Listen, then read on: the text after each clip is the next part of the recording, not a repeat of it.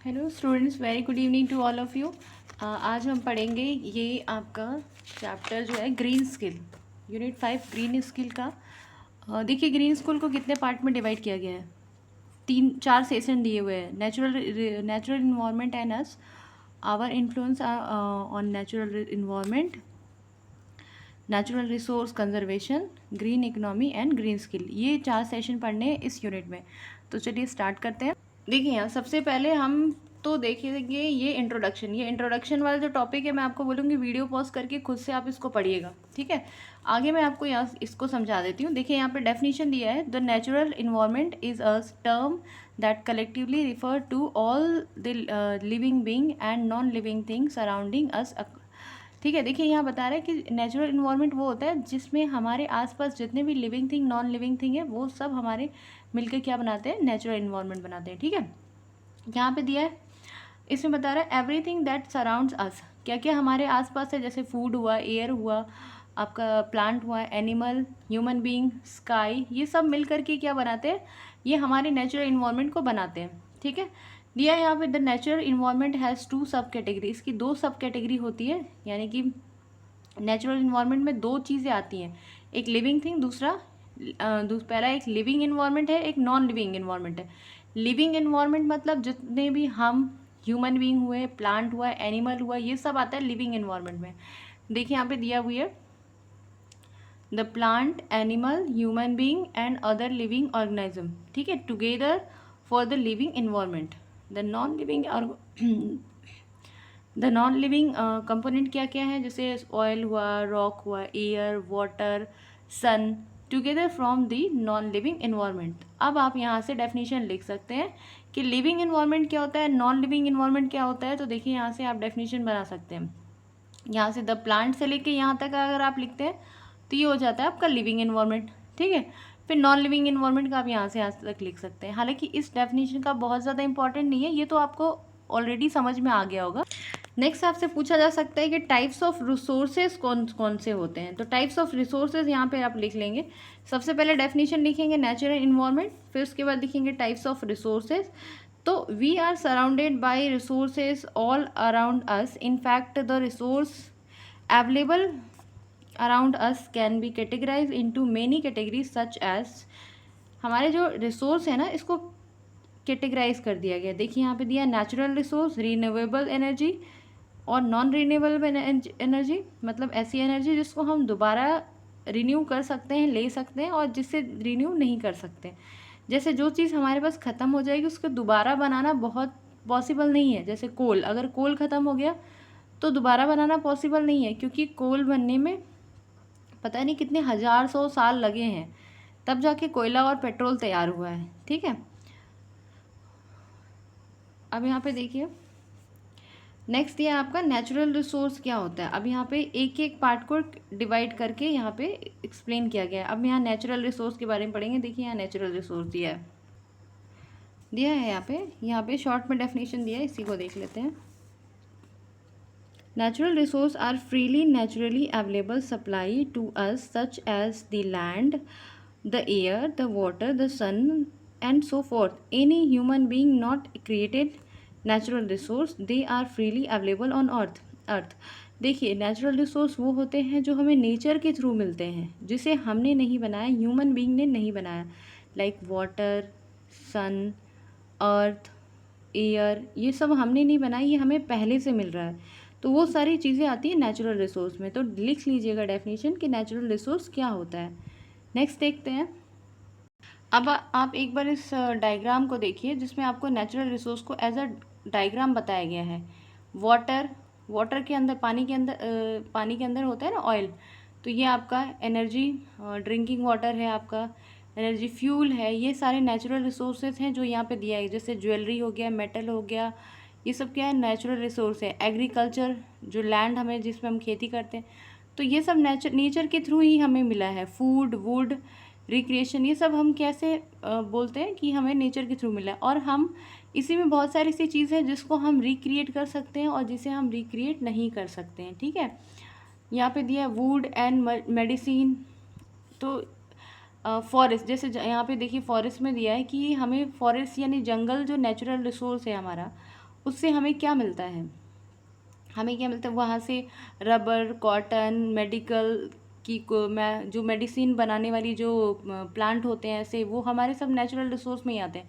तो ये पूरा डायग्राम आपको दिया है, जिसमें डायग्राम के थ्रू आपको समझाने की कोशिश की गई है। अब देखते हैं रीन्यूएबल नेचुरल रिसोर्स और नॉन रीन्यूएबल नेचुरल रिसोर्स, ऐसे रिसोर्स जिसको हम दोबारा बना सकते हैं और जिसे हम दोबारा नहीं बना सकते हैं। तो यहाँ पे है, ये स्मॉल डेफिनेशन दिया हुआ है, स्मॉल डेफिनेशन को एक देखिए यहाँ पे दिया है, the nature that resource can be reproduced within a few years or decades like tree are called natural renewable resource।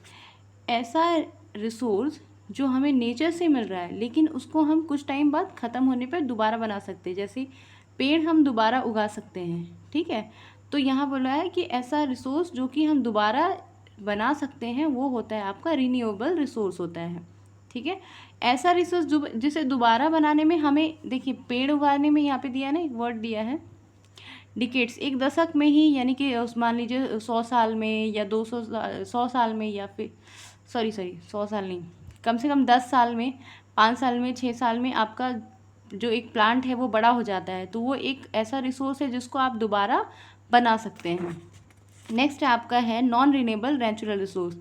तो इसमें देखिए यहाँ पे दिया, the natural resource that can not be reproduce at the rate to similar to the rate of their consumption are called non renewable natural resource.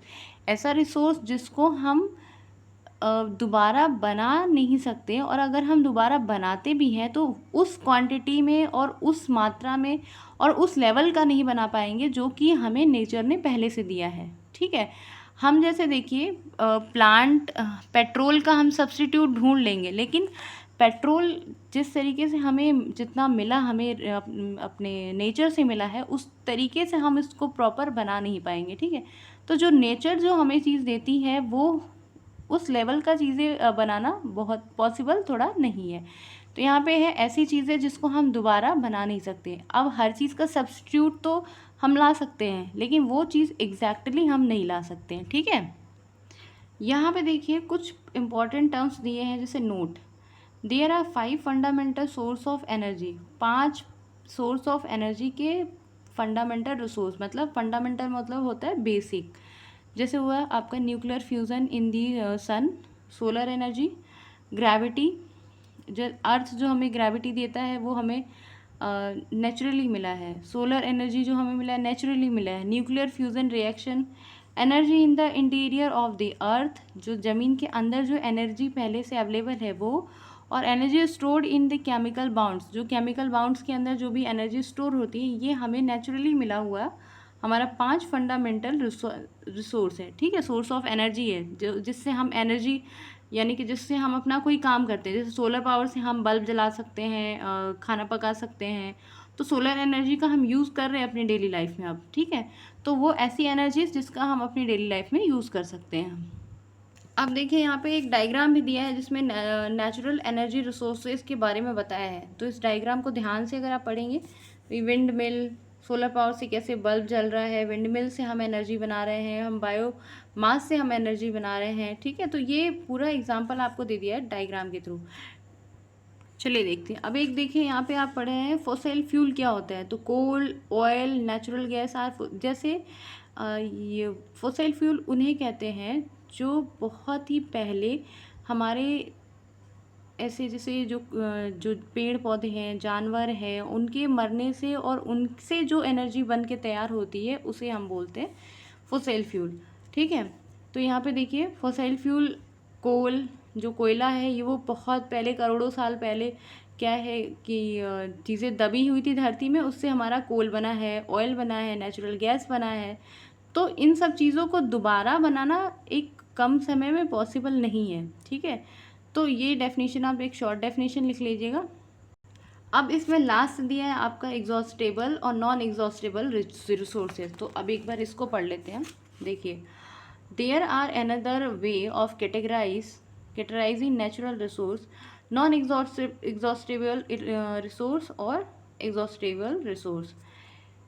Infinitely available natural resource that are living being of earth can never consume to finish them is known as non-exhaustible or non-exhaustible resource. For example, no matter how much we consume the solar energy, we can never exhaust it. So solar energy is an example of inexhaustible resource. देखिए यहाँ पे बात हो रही है कि ऐसी कौन सी एनर्जी है जिसको हम कितना भी यूज़ कर लें वो ख़त्म नहीं होगी, ठीक है।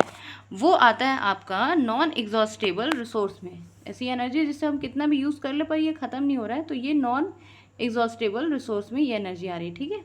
एग्जॉस्टेबल रिसोर्स में वो आती है जिस एनर्जी को हम यूज़ कर रहे हैं तो वो हमारा ख़त्म हो जाएगा, यानी कि लिमिटेड एनर्जी हमारे पास है जो कि ख़त्म होने के चांसेस है। लाइक ऑयल हुआ, देखिए यहाँ पे दिया है एग्जाम्पल, फॉर एग्जाम्पल यहाँ पे दिया हुआ है wind energy, tidal energy and so fourth, मतलब आ गया। और यहाँ पे देखिए एग्जॉस्टेबल रिसोर्स में आपका आता है ऑयल, ऑयल आ जाएगा जो ख़त्म हो सकता है। पानी आपका जो बोला जाता है कि सेव वाटर करिए, ऑयल बचाने के लिए कहा जाता है, कोल बचाने के लिए कहा जाता है, बिजली बचाने के लिए कहा जाता है। ओवरऑल बिजली बचाने के लिए इसलिए कहा जाता है क्योंकि उसमें कोल का यूज़ होता है और आपके कोयले का यूज़ होता है बिजली बनाने में, तो इसलिए कोयला आपको ऑयल बिजली बचाने के लिए बोला जाता है, ठीक है।